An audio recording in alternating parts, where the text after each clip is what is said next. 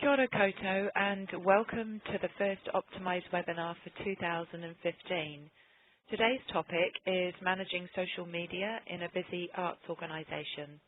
My name is Helen Bartle and I'm the Senior Advisor for Audience Development and Capability Building at Creative New Zealand, and I'm pleased to welcome so many of you to the session this morning.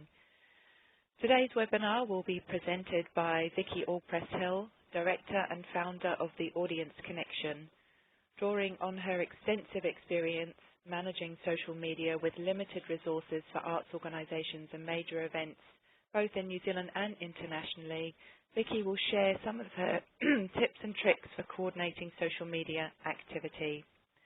We will break halfway through the webinar and at the end, so you can ask Vicki any questions you might have. You can use the public chat box on the left-hand side of your screen, and I will ask Vicki the questions when we break. I should also let you know that we'll be posting the PowerPoint slides and the webinar recording on Creative New Zealand's YouTube channel after the session. So now to today's session. As we're all incredibly busy, we should get started. So Vicki, over to you. Thank you, Helen, and it is wonderful to be here with everyone. It is just wonderful to do this because I always feel like we're gathering as a sector at our desks around the country together, working on social media and all struggling with the same challenges, and it's wonderful to all be here in one place at one time. So I just wanted to quickly introduce the Audience Connection. I know many of you. We're based in Auckland here, and we work with arts and cultural organisations around New Zealand and internationally to support them in their use of digital technology to engage with their audiences. And this work takes us into all sorts of territories, such as capability work and coaching, managing website development, and social media strategy and delivery.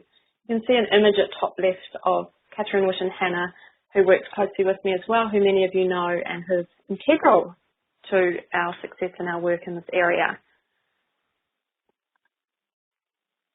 So we all know all too well the challenges of managing social media in an arts organisation environment.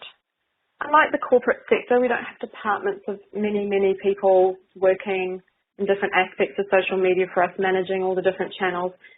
And in fact, generally, we're managing multiple jobs and multiple roles, and social media is just a small part of it.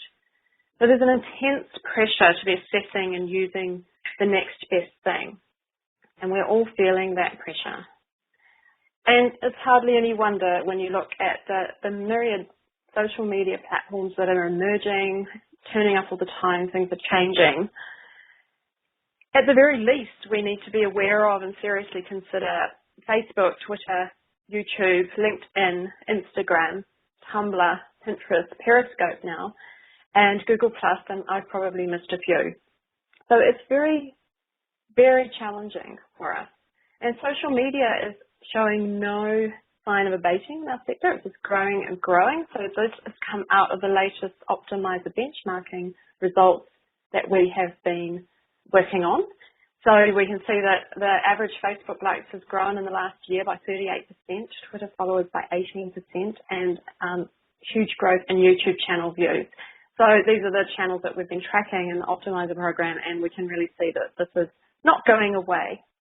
So we know this, but the question is, how on earth do we manage it all? So there are 4 areas in which you can streamline activities to make life a bit easier for yourself. And these are little tools and tips that I guess Catherine and I have been working on and refining as we've been working on social media for various organisations over the last years. And I'm going to take you through 20 little tips and tricks under these 4 headers, so 5 each. And I think it's the little things that you can do that will add up to a more streamlined social media life. So all these little tips and tricks, some of them you'll be doing, some of them you'll be doing quite well, some of them you may not have thought of. Many of them will really align with the sorts of things you're trying to do each day. And even if you pick up 3 or 4 or 5 of them and start using them, it can make a big difference to your life. And I'm talking from a scenario of having managed social media for very small organizations, managed social media for quite a big international organization, and also managed social media for highly intense conferences over a very short time frame. So this is where all these ideas have come from. So the first section I'm going to talk about is the planning. It's when you step back. We're so embedded in it, as you know. We get to our desk and we think, goodness, I haven't posted on Facebook. I've got to think of something now, and we don't know what to do, and we've got people coming at us from all directions with sort of ideas. And it's really important to stop and step back and take a fresh look at what you're doing on social media and why. And it can really help you in the long term. So the first thing I want to say is to select the social media platforms that are right for you. And I read a quote the other day that said, if you're having trouble keeping up with the latest big thing in social media, you're not alone. So it's really important to choose the social media platforms that suit your organization. And I'm talking about thinking about what are your goals, what sort of communications messages you're trying to get across and why, what are you trying to do in terms of audience engagement, and who are your target audiences, because each single social media channel has a different set of age groups and genders and target audience demographics of people who follow them, but also they have particular cultures, I guess, and styles and tones and purposes. So those of you using Instagram know that it's a very highly visual, creative medium, a lot of young people on that platform. You've got to be very careful about over-posting and things like that, and it's all about the visual medium. Whereas if you are on LinkedIn and you have a company page on LinkedIn, it's very much about more serious sort of company updates. So you really need to think about what you're trying to achieve overall and match the social media channels, prioritize which ones are most important for you. So what I'm trying to say is don't do it all. Don't try and do it all. The second tip I have for you is to create what I call a channel plan for each platform. So this is something I devised. It's just a simple table, but the idea is that you step back and you look at each social media platform that you're using, each channel that you have on those platforms. So just to explain my terminology, by platform, I mean Facebook, Twitter, YouTube, etc. By channel, I mean the actual Facebook page that you have. So some organisations might have more than one Facebook page, so therefore you've got multiple channels on the one platform, just to explain what I mean by this. So what I suggest is that you step back and you look at the channels you have already. You're going to have to look at a moment in time. It might be over summer, or if you're a festival, it might be over winter, where you sit back and you go, okay, let's look at all the channels we have and then look at a couple of the emerging platforms that we're thinking of, and let's map out how we would use these channels. And down the right-hand side, I have suggested the things that you want to think about. So what is the name of the URL or the @ tag or handle of the channel? What is its primary purpose? Do you have some targets and key performance indicators, objectives for it that are measurable? Who are the target audiences? And going into your wider target audience segments and thinking, which ones are we really going to target with this channel? And as many of you will know, Creative New Zealand and Morris Hargraves McIntyre's culture segmentation and audience atlas research that has been going on gives some really good insights into what segments are using each social media platform. So that's a good reference point for that. And then what is the tone of voice of this platform, or this channel, sorry, because it's really important you have distinct tones of voice related to the culture of the channel. And then what content do you think primarily you're going to be feeding out through this channel? What will be some of the key activities, say, in the coming year? Where are the roles and responsibilities? Who's responsible for this channel, updating it? but who also has access to posting, and what are the ways that you're going to measure this. And then that helps you distinguish really clearly between your social media channels, such as if you look at San Francisco Opera's visual Instagram account that's very much on top right, all about the visual story, versus their very informational, what's on next, what offers we have, Twitter feed. So it starts to make a real distinction between your channels, and it makes it so much easier when you start posting. My third tip around planning is to suggest that you set up and maintain a social media calendar. Now, as you can see, there are screenshots of various calendars around the place. How you set this up is really dependent on what you're trying to achieve, or how you work, and how many channels you have. But what you're basically trying to achieve here is to have a list of your platforms, or you may find that your activity is so frequent that you need to have a separate one for each channel that you have.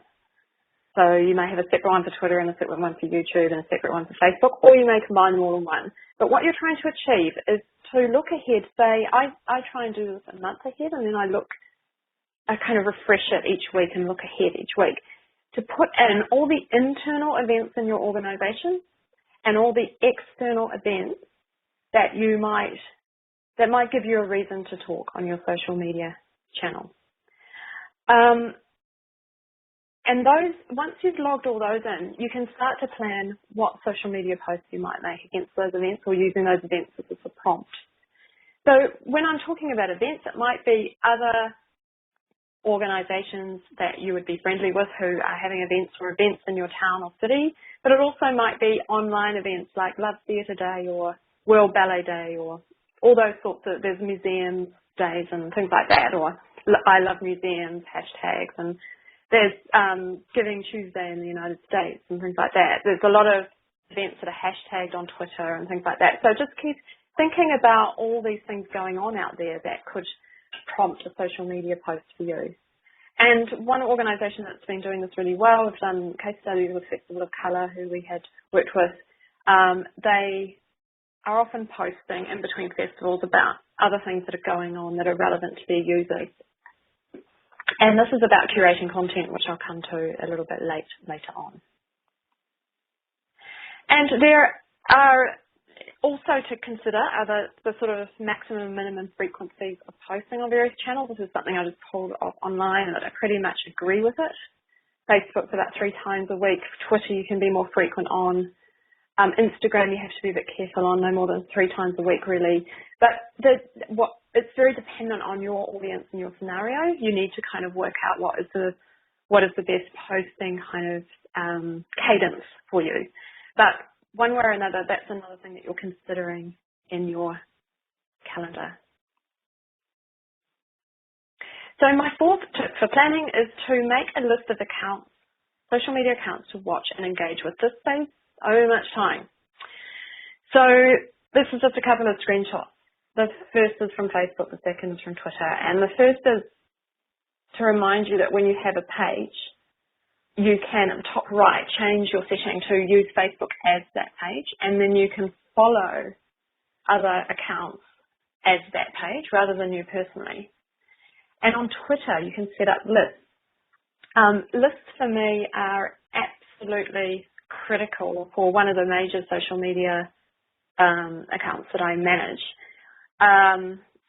And the one that I manage, I have about, probably 30 lists, the one that I'm talking about. And what it is I think about accounts that I might want to follow and look at and use as fodder for retweeting and things like that, or I might want to engage with by category, and I put them in lists. And lists can be on Twitter public or private. So sometimes there are good reasons to have the list public so that those coming to your site can see the list. That might be our sponsors, or if you're a festival, it might be organisations performing in our festival or presenting in our festival, that sort of thing. But also, most of my lists I set up are private. You can see this example here has a little padlock beside each list name, and that's a private list. And what I will do when I'm sort of starting out in the morning on my first social media job is I will look at the list and look for opportunities to retweet or engage. And and I also monitor competitors, that type of thing. I've got a competitor list that is definitely private, and I'll, go through and have a look at that, and it gives me a really good, easy view in a filtered way rather than having to look at everything coming through my feed. And the other thing is to really make that decision with your team. Who do we want to be engaging with on social media? And making that decision early, is really helpful to your work later on, because you think, okay, we know that strategically we're trying to build an alliance with this organisation, so it's going to help our cause if we're engaging with them on social media and retweeting their content. And it's almost like having and this is okay, these are okay to engage with list. And it really gives you confidence, and getting your sort of senior management to agree to that as well if you have a big team. And then, just when you're in the list itself, so this is a view of a list, you can look at it down the left by the tweets from the list of members, and also who subscribes to the list if it's a public list, because others can follow the list. But the list members gives you a quick overview of who's in there, but the tweet shows you what they're saying, those who are members of the list. And then it's very easy to then quickly open up a tweet and engage with it. It's a very streamlined way to do things. And the fifth tip in planning is to develop a social media policy. And what this is, a policy is a kind of agreement by your organisation, a set of guidelines as to what you think is okay on social media and what is not. And this is a great list here that I've pulled off for you that I found online, which is the sorts of things that you can include in that policy, which employers will post, a bit around content scheduling, crisis plans. Is it okay to, what sort of photos? Photos can be on, is it okay, you might want to talk about also how staff engage on social media. So you just want to think about all those things that you want to make a joint decision on. And going through the process of developing a policy with your team is an incredible tool for getting buy-in, and also a great tool for when someone is being inappropriate on social media in your team, or amongst your volunteers or whatever. It's something that you can also give to volunteers and those in the wider team. So that's a few planning tools for you. Moving on to the next area, which is when you're creating content. That is one of the biggest challenges for organisations. How can I think of something to post? What can I be saying on social media? I might be a festival or an event, or an organisation that only has activity at intermittent times. So what am I going to say in between? What am I going to say on those days when nothing particular is happening? So just a few tips and tools for you here. The first thing I want to say is templating your content can give you a whole lot of social media content. So one thing I've often, one idea I often say to people is, why don't you go out to everyone on your team and ask them the same 3 questions? Do it either on video or with an image, and they just answer the same questions in different ways. You see this sort of thing all the time in magazines and things. And then create a sort of introducing our team type post that goes out once a week. This is a great little initiative that Q Theatre did. Candice was telling me about this, Q, where they invited first-time reviewers via the email list to come to Q during the Q Presents season and tell them in 100 words what they would tell them about Q in the show. And then as part of this, they had to meet in the foyer in the lobby afterwards and be photographed. So it was a great exercise on a number of levels, and they got some great feedback. But what interested me is how they then produced these very templated posts where they took the image, they used the graphic tool to overlay one of the quotes. They put the full quote, this is on Facebook, they put the full quote in the image caption and then rolled these out. I think it was sort of one a day over a period of days, but you could do similar and roll them out once a week on a Monday, it might be in your calendar that on a Monday you do this particular post or whatever. So the next thing I wanted to say is you can curate others' content. So this is a fantastic way of always having something to say, but also building engagement on social media, which is one of the things you want to do, and also building relationships with other organisations and influencers.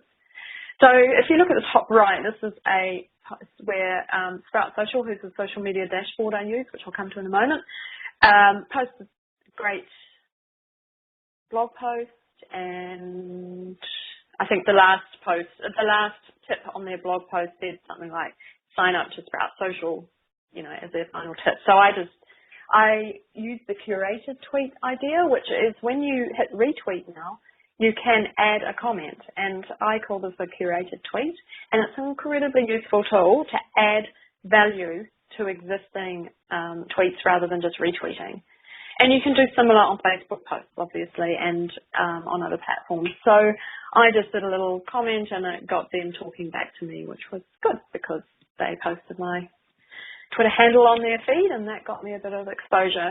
But also it was a great way to engage with an influential Twitter feed. But also this is also a great way to feed out useful content to your followers. And this quote explains what I'm trying to get across here, is that content curation, so taking existing content and then adding your take to it and then delivering it out to your followers is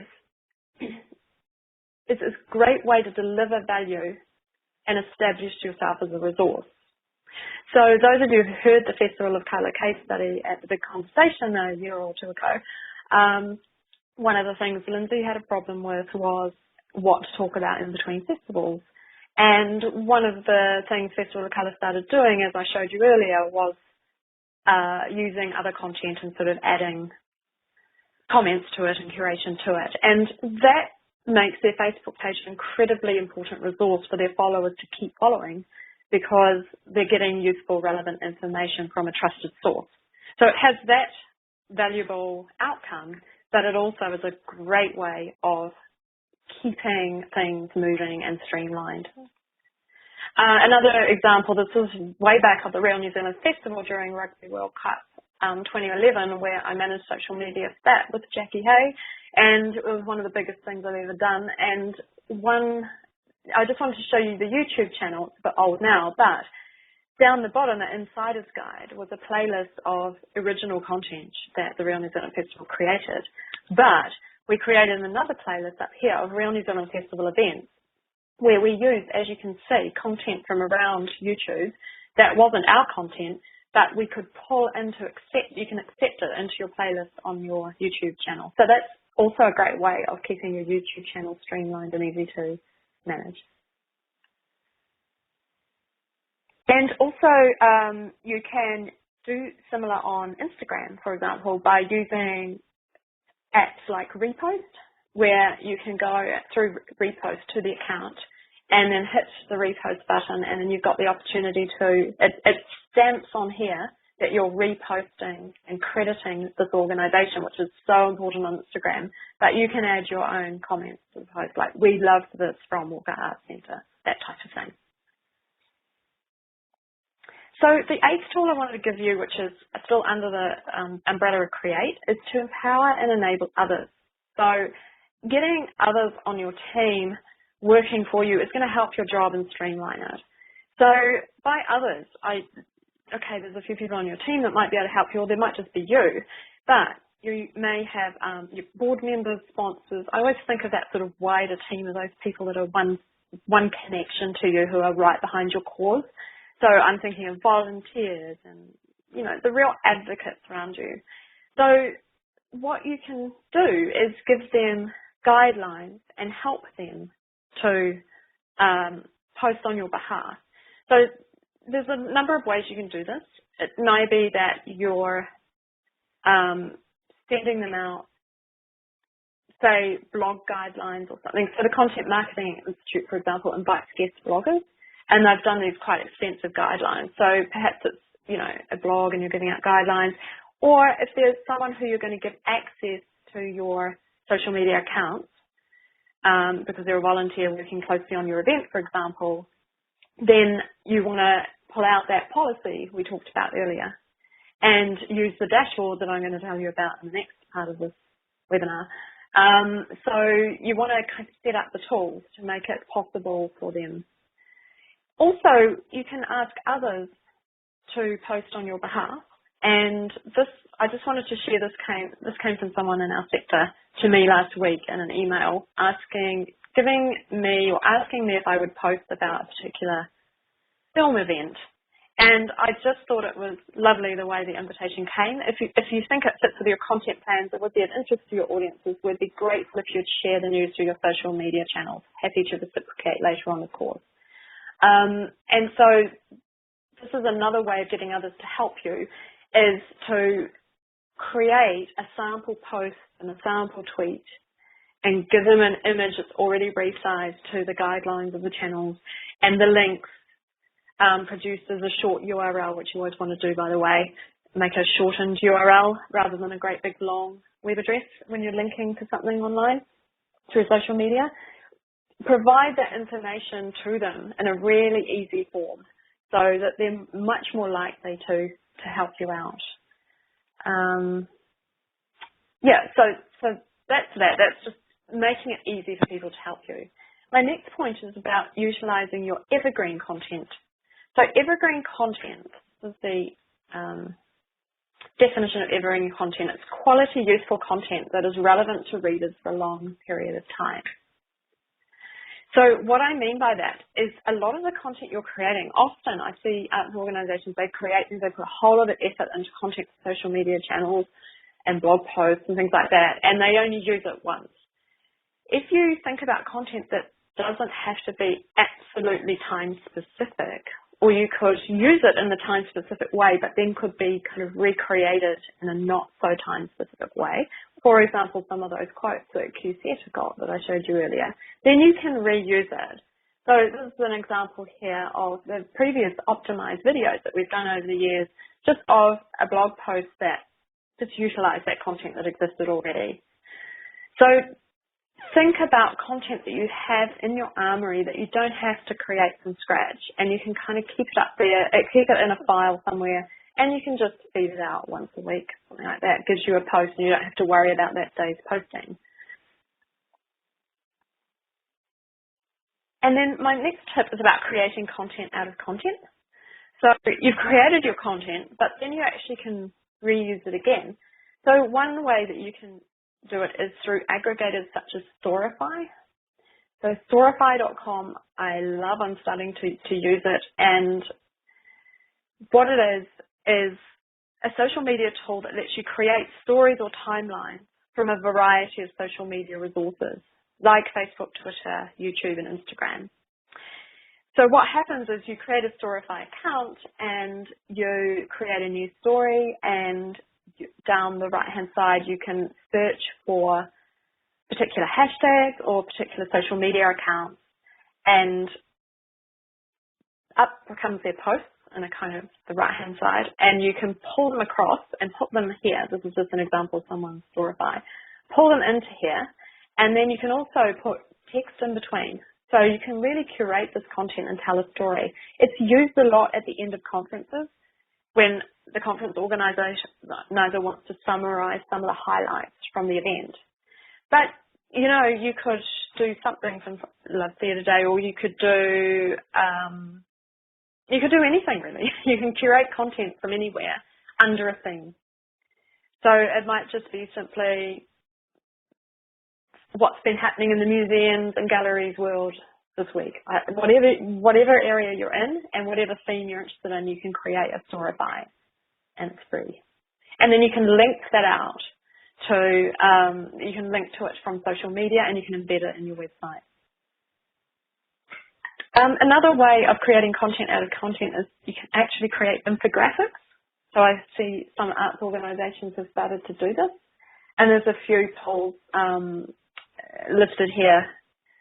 And infographics are called the darlings of the content world because they're easy to read ways of gathering information in a visual way. And once you create an infographic and tweet it out and post it out, it's very often shared. It's a very shareable type of content. So we'll have a short break in the middle. We're in the middle now. So we'll have a quick short break for any questions at the moment. If there's none at the moment, we can carry on because there's question time at the end. But if you have any questions, I think Helen is going to curate these. Yeah, thanks, Vicki. There are no questions at the moment, but if anyone does have a question, you can just pop it in the chat box on the left-hand side, no matter how small or, yeah. Oh, here we go. We do have one that's just come up, and this is from Nick Jarvie, and they want to know what is the reasoning behind the only 3 per week rule on Instagram. I mean, I guess it's probably not a hard and fast rule because, for instance, if you're a festival, then you may want to be posting more frequently than that because obviously it's a time-bound event. But do you want to comment on that? Yeah, I mean that what you saw there, I just pulled down to web and I see that quite a bit, that advice that you shouldn't really post on Instagram too much. All I can say is that my understanding is that it's a bit of a cultural thing on Instagram. You want to post quality content less frequently rather than bombarding people in their feed. I've noticed managing an Instagram account recently that if I do a bit too much, people unsubscribe from it, they unfollow. I think it's really about, there's a culture on Instagram that I kind of am picking up on it's very ethical, there's a lot of integrity, it's quality content, and it's very young, much the younger audience they don't want to be bombarded and promoted at or told what to do. So I think they're being quite selective, and that's my take on it. Others may have different takes, but yeah. Again, as Helen said, it very much depends on the context. And I think if you're running an event where there's a lot of stuff happening in a short period of time, people sort of expect to see a lot. So Catherine and I run social media at a major event recently, and we did post on Instagram about 3 times a day, and it was fine because that's what people were expecting at the time. They wanted to see that content. So it's very contextual. Yeah. Thank you. So there's a few other questions. We'll see how much time we have, but if we don't get through them all, perhaps what we'll do is we'll ask you to respond to them, Vicki, by email, and we'll circulate the answers and the question, if that's okay. But I don't know if you can see the questions that have come up. I can, yeah. So the short URL, there are tools such as tinyURL and Bitly, where you can, they'll just automatically shorten a URL for you. So bit.ly is Bitly, and tinyURL, hopefully self-explanatory. I can also give you a list of these things, Helen, to send around, you and Grace to send around. Great. And also, if you're using a social media dashboard, which I'm coming to shortly, it will automatically shorten those links for you. So yes, as Facebook use Facebook as the page. It's up on the top right-hand. So when you're logged in and if you're manager of a page, administrator of a page, top right-hand corner, I can't just show you at the moment, sorry, but you can go top right. There's a little drop down and it says use Facebook as, and it's something I can also put in the thing to circulate. And your organisation would be, oh gosh, that's a big question, Carrie. Going rate for employing someone to manage social media, I'd have to think about that. It's very dependent on a number of things. So let me ponder that and come back to you independently. Facebook, yes, you can post every day if you just have to watch the responses to your posts. Because you can go into your Facebook insights and you can see how people are engaging with those posts, and you can also see if people are unliking your page. So you'll get a real sense, and if engagement starts to drop off, just maybe ease it off for a bit. Again, it's contextual. Storify.com, there's a question, what is the spelling of it, and you've spelled it exactly right. So hopefully if you Google Storify, you'll find it. And is it important to invite audiences to events on Facebook? Can I park that one for now? That's a sort of more thought. I'd have to sort of think about that, and come back to you, Anne, on that.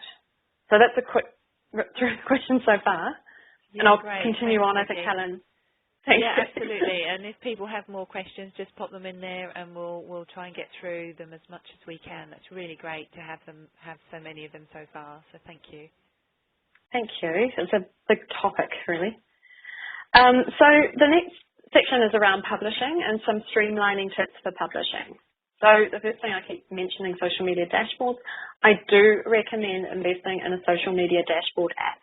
Now, there are many of these, and one thing that, even working in this quite a lot across a range of organisations, Catherine and I don't know every single application, every single tool. There are so many tools to use for all the different aspects of social media. So when I'm mentioning tools, you may have others, that's fine. But the one that we choose to use is Sprout Social. It was just a personal choice to buy Sprout Social. It's not cheap. It's around $60 US a month, but it's enabling us to manage multiple accounts. And we like the interface. It's sort of user-friendly. However, HootSuite is brilliant as well and cheaper. And a lot of organisations are using HootSuite. But the purpose of a dashboard app, whichever one you use, there's another one called Buffer, I think. Haven't used that, but whichever one you use, the purpose is that you can manage social media, multiple social media accounts in one place, and you can see them easily in one place. So you're not having to log in and out through the native app. You're not going in through Twitter's interface or Facebook's interface. You're actually able to do it all in here, and across multiple accounts as well. So if you're managing for more than one organisation, and they have really good reporting, you can pre-schedule posts, which is really important, and you can respond to messages all within the app and do all that sort of social media management activity. The other thing that's really good about Sprout Social is that you can manage it across a team. So Catherine can put a draft post in, and then I can go in and check it, and then I can edit it and pre-schedule it, things like that. Makes it very easy, and there's all sorts of other tools that we don't even use it to its full capacity. So having some sort of dashboard tool like that if you're managing multiple channels and multiple accounts is pretty important and pretty helpful. But you can also, so pre-scheduling is another thing. Pre-scheduling posts and creating drafts can really help you in your work.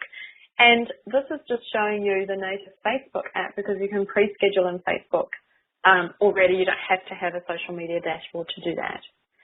And you can also,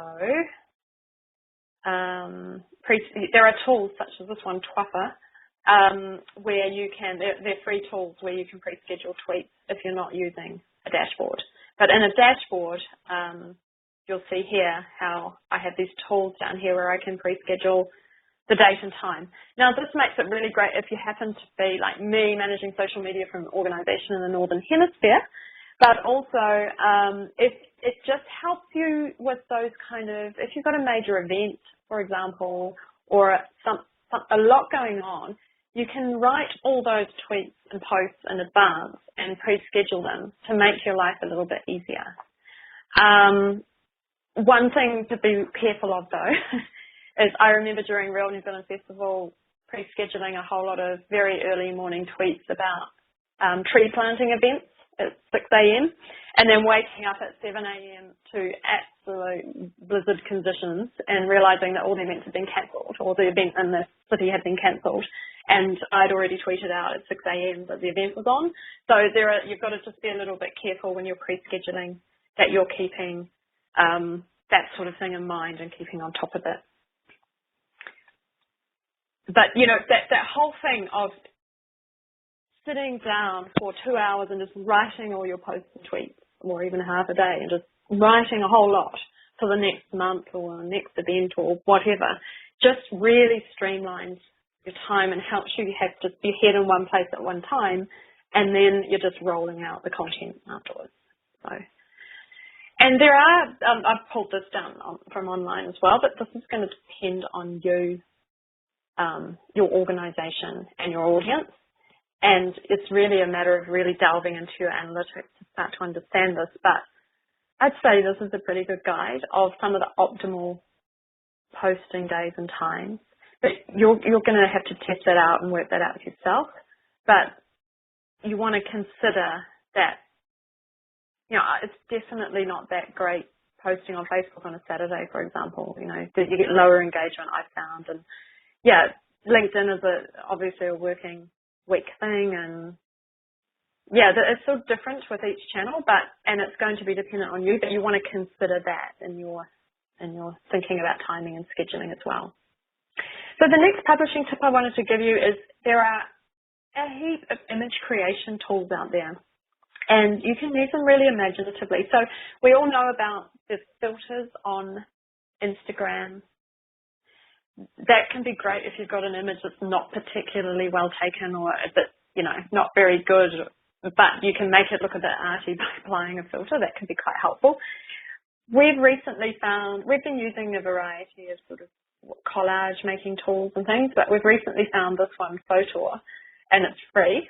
There's a few of the templates that you have to pay for or go up a level for, but I've just been using it, finding it fantastic. So this is an example of a collage I just created for you, just to show you, where you just upload the photos down the right, you drag and drop them in here. And it just is a really nice way of utilizing multiple images and turning them into a single image. And it's really important now. Images are huge. So on Twitter, you're going to get most engagement on your tweets if you have an image in there. Same with Facebook, same with all the channels really, and on Instagram it is all about images. Images are the thing now on social media. So the best Twitter feeds that you look at are going to be full of images, and they're going to be a nice consistent size. All you have to do is Google, Twitter image specifications in a tweet. I can also send this around to you with the information, but Twitter, Facebook, LinkedIn, they all have guidelines as to the optimal size of an image, and it just means that it displays in the feed really nicely. The other thing you can do with images is creatively use the fact that you can put multiple images in a post or a tweet now. For Twitter, you can do that in the native app, and the same for Facebook. You can just add in Twitter up to 4 images in the tweet, and they display really nicely. You can do a variety. You can do 2, 3, 4, and just make your Twitter feed look really magazine-y, and utilize that on Facebook as well. And I've just put this in here because I know you're going to be getting a copy of the PDF to download later, I'm pretty sure. So what I found this a really useful blog post to give you all sorts of ideas and free tools for creating interesting images on social media. And again, do your images in a batch, and that will be really effective. So the next tool under Publish is I've come up with this idea, which is a social media scratchpad. So if you've got a number of posts going to have to go out around a particular thing, around an event, or you're publishing a book, or you're promoting an event, or whatever it is around a particular theme, I create what I call a scratchpad, and I just get all the base information in there that I'm going to need. Anyone I want to tag, anyone I want to link to, any pages I want to link to, all the information about the thing that I'm tweeting or posting about, and I put it all in one document, and I just get it all ready, basically, and write a few sample tweets, sample posts, etc. And I'll do that in a sort of batch of time where I sit down for half an hour and just do that. And then it makes it so much easier when things are getting really busy, just to be able to pull that out, and I've got everything in one place. That's a really simple, basic idea. And the last tool within this section is to repurpose your content. So first of all, I have a principle. This is not about streamlining. This is about a principle that you do not post the same content automatically across all your platforms. So you don't have your Facebook post automatically published to Twitter. It just looks really bad. It's not treating the audience on Twitter as with respect, in terms of what sort of content they're looking for. It's not using the best practice guidelines on Twitter because you're just basically republishing from Facebook. Create distinct content in a different way for each platform that you use.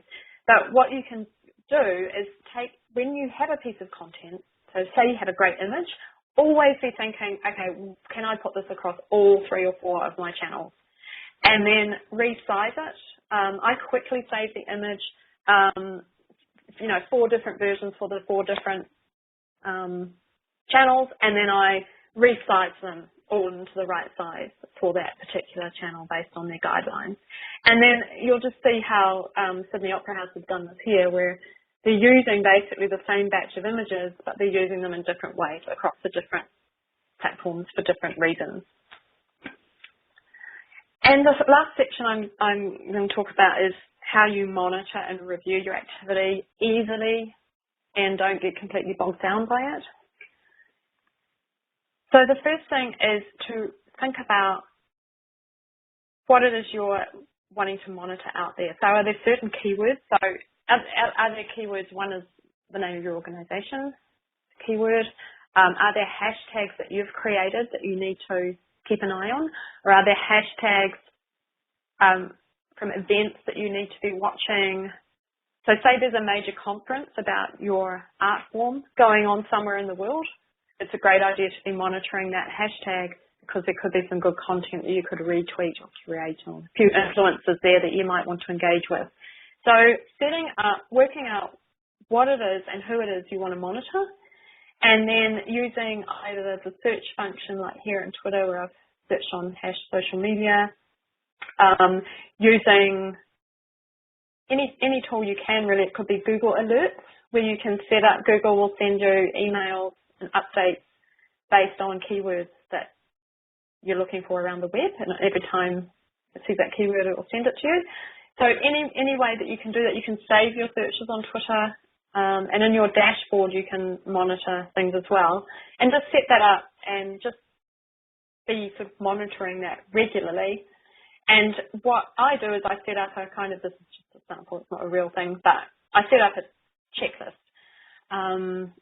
kind of basically on my wall to remind myself every day to go through and check all these hashtags, have a quick look at the competitor list. I've got in my calendar when there are major conference events or things that I should be looking at, just go through and just check all those things, and invariably something will pop up that's of interest, either a market insight for me or a piece of content that I can retweet. So just having that simple checklist on your wall of what you just need to check each day can be very helpful. And then whenever you can automate, do so. So one thing that I find quite helpful for automation is I do use HootSuite for one reason, and they have a great archiving tool for tweets.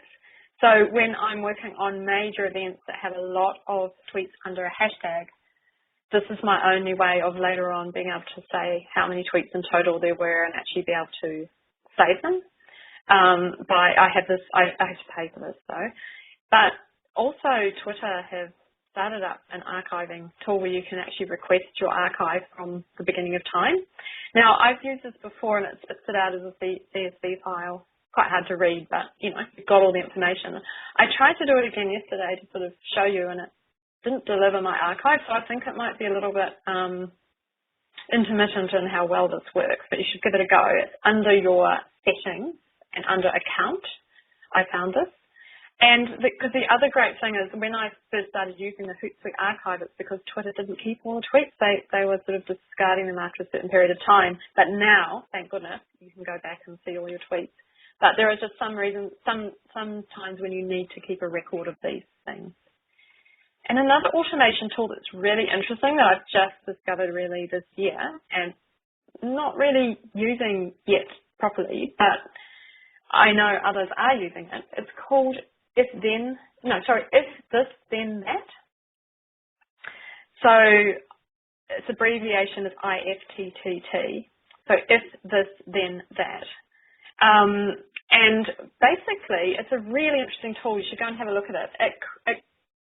They call it recipes, where you can set up a recipe or you can scan existing recipes, which is like this, and it can do things like archive your tweets to Evernote or receive a text when someone mentions you on Twitter. It's really quite amazing. So and then, you know, down the bottom, download new Instagram photos you like to your phone. So basically what it's doing when you like an Instagram photo, it's downloading it to your phone. Things like that. It's like there's sort of all sorts of things that it can do. So go and have a look at it. But it's another great way of sort of automating and archiving. And just in terms of reporting, I just very quickly say align reporting to your goals. Don't try and go through every single report and Facebook Insights and YouTube Insights and LinkedIn Analytics. Actually just think about what is it of probably these 5 main things you're trying to achieve on social media, or it might be something slightly more specific. So find the reports that actually just relate to what you're trying to measure. This is not a webinar on reporting, so I can't go into a lot of detail here, but what I'm trying to say is don't try and report on everything. Really think about what shows you're being successful. I don't know if you guys know about clout, but it's a measure of influence on the web, and you get given a score. The average clout score is 40. We're doing pretty well in our sector. We're above average overall, but you can log into Clout through your Twitter account. You have to go and have a look at it yourself, but it's a great way of measuring the change in your influence on the web over time, and making sure that you're improving. This is not a lecture about Clout, but I just wanted to make you aware of that. And just the last tool I wanted to say is just to set up a simple competitor or peer watch if you want to look at what others are doing. And it can be as simple as this. This top one is just where, with one client, I just started tracking other organizations, and all I was doing so far is down the bottom I've got every single channel that I was wanting to look at, and then all I was doing so far is just looking at the number of followers and the growth of followers. I haven't gone into engagement yet, but that in itself is giving me a real good picture of where other organizations that I was looking at were putting their efforts. And then, yeah, you can set up any sort of table, whatever, if you want to. It's a good idea to look at what others are doing and keep an eye on it. So just in summary, I've given you 20 tips and tools. None of them are rocket science, but what it is that 1 + 1 = 3. I've always believed in synergy, and I've seen it in operation and marketing so many times. When you do some of these together and they all kind of intersect with each other, you'll find your life a lot easier. And yeah, so as this quote from Forbes says, it can sometimes seem like all of today's professionals are expected to be social media experts.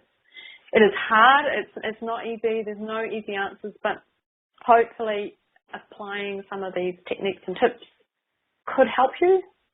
And I would just encourage you to Google more about some of the things I've mentioned today, because a lot of the answers are out there on the web. So with that, I will sort of wrap up for questions time. Hannah? Thanks, Vicki. So we've got 3 questions so far. The first one's from Richard, and he wants to know, is there any industry-wide guidance or accepted wisdom on the percentage of the overall marketing budget that should now be invested in social media? Do you have any thoughts on that, or do you have, in terms of the organisations you work with, is there a kind of ballpark percentage guide, minimum, maximum, from the organisations that you're currently working with? No, frankly. I would say that the trend towards more budget being migrated over into social media? Absolutely.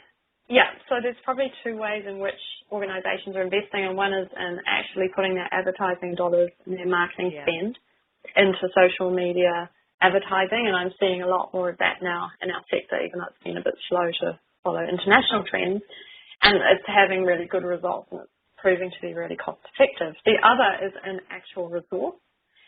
So we are definitely, you only have to go to Seek and Google social media manager roles, and just to see how many there are now, whereas 3 years ago these organisations were still questioning its value. So definitely I'm seeing a trend. We're in the middle of a piece of research across the Optimizer participants that is about to go out asking what sort of investment. There's 38 organisations who are taking part in this benchmarking program. So for those of you who are part of it, we're going to be asking you approximately how many staff you have in this area and what you're sort of doing in it. And that is going to actually give us a bit of a sector benchmark. So we'll be able to share that very soon with you, Richard, and we'll have more of a sense. But I can't answer that really because I think all organisations internationally and here are still grappling with this. I don't think there's any sort of exact should. But there are some trends out there. Like I'll have a look because there are some trends of what's happening in business out there, other sectors in terms of changing investment. So when I get a moment, I'll have a look at what's out there and see if I can find anything relevant to that question. Thanks, Vicki. Lara, she's wanting to know, there's quite a few different recommended image specs out there for the various platforms. And maybe after this webinar, I guess what she's looking for is more of a steer in terms of a guide as to which ones Lara, organisations can concentrate on.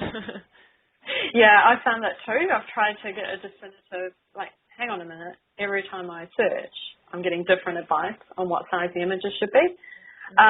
So all I've been able to do is put together, I think I'm pretty safe with Twitter and Facebook, and the one that is kind of a bit weird is LinkedIn. But I will send you what I have. I don't know how definitive it is, except it's what I'm now using. And Melanie's actually also just posted a really useful link for Lara and anyone else in terms of a guide for sizing. Oh, great. Thanks, Melanie. Yeah, that's wonderful. Thanks very much. So Nick is asking if all organisations are following similar social media rules. It's a really good question, actually, around content and posting frequency. Is there any wisdom in bending these rules in order to actually have cut-through? Wow, that's a great question. It's a great question. That shows an inquiring mind. Wow. Maybe there is. I mean, I don't know if I'm the best person to answer that, but what I would suggest, again, is giving it a try and seeing, maybe there is wisdom. Maybe there's wisdom in posting on the days that others typically aren't, for example. When things are a bit quieter. And what I would do is perhaps give it a try. You'd really be wanting to look at others who might be targeting your similar audience and see what they're doing. You'd want to maybe do one of those competitor watch things and get a bit of a sense of when they're posting, if you wanted to do this seriously, and then look at the gaps and the opportunities. But I would just give things a try and test them out. And if you're continuing to get engagement and you're not getting drop-offs, then it's going to be working for you. That's all I can suggest, really. And finally, before we wrap up, Melanie wants to know, in terms of keeping up with the latest tools, are you following a blog or a particular website? Yeah, I have set myself up. It's so hard to keep up. You'll see the dark circles under my eyes if I had the webcam on. And, I've given up trying to keep up with every single thing. But I have a list of blogs and things that I do go and look at on a regular basis. I've got them saved in a bookmark type thing. But I find that I'm coming across things all the time of the Twitter accounts I follow and things like that. So I have a Delicious account, which is a social media bookmarking site, and I just quickly, when I come across things, because I'm often in a state where I can't read it in detail then, but I quickly save them into Delicious. I've got Catherine looking at things all the time as well, and sending me through ideas. So things just tend to pop up, but also the main social media platforms have their own blogs, and that's a great way to see what's sort of the latest on those blogs. So a combination of stumbling over things and having some bookmarked blogs and sites and commentators that I look at and just not keeping up. So, because you can't keep up with everything. So it's a kind of a mix of those three things. Great. Thanks, Vicki. Well, we're actually up to the hour now. So unless there's anything else that anyone wants to ask, we will collate some of the tools and resources. And I would just like to very much thank you, Vicki, for the session today. We've actually found it, it's just been fantastic and very practical and obviously packed with tips as you promised. So thank you. If you could take a few minutes to complete the short survey to tell us what you thought of today's webinar, that would be really helpful. We've had I think close to about 70 participants take part, so that's really fantastic. And we look forward to seeing those of you that can join us again in the new year. The next Optimise webinar is on Wednesday, the 2nd of March, and it is going mobile. What does that really mean? And I think that's going to be something topic that lots of you will be very interested in, and many of the organisations that we work with are going mobile, but indeed, what does that mean for engagement? And Grace will be in touch with further details, and we very much hope you can join us. Until then, my special thanks again to you, Vicki, for the fantastic session today, and my thanks to all of you for being a part of it. Bye for now. Ka kite. Thank you, Helen. Thank you. Thank you.